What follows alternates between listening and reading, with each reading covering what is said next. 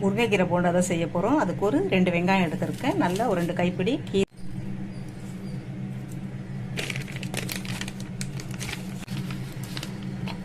ஓமம் இருந்தால் ஓமம் சேர்த்துக்கோங்க. அப்படி இல்லைன்னா ஓம வாட்டர் இருந்துச்சுன்னா கொஞ்சம் ஓம வாட்டர் ஊற்றிக்கலாம். அது நல்லா வாசமாக இருக்கும், செரிமானம் கொடுக்கும் நல்லா. இந்த கடலை மாவுலேயே மிளகாத்தூள் உப்பு இப்போ எல்லாம் போட்டிருக்காங்க. நமக்கு பத்தலைன்னா சேர்த்துக்கலாம், இல்லைன்னா வேண்டாம். நம்ம வீட்டில் வெறும் கடலை மாவு இருந்ததுன்னா அந்த கடலை மாவில் சேர்த்துக்கலாம் எல்லாமே. இதோட கொஞ்சம் கருவேப்பிலை, கொத்தமல்லி இதெல்லாம் கூட இது பண்ணி போடலாம். சாயந்தர டைம் பிள்ளைங்களுக்கு ஒரு ஸ்நாக்ஸாக இது மாதிரி பண்ணி கொடுக்கலாம். கீரைக்கு கீரையும் சாப்பிட்ருவாங்க, உடம்புக்கு நல்லது. இந்த போண்டாவில் ஹைலைட்டே முருங்கைக்கீரை தான். நல்லா முருங்கைக்கீரை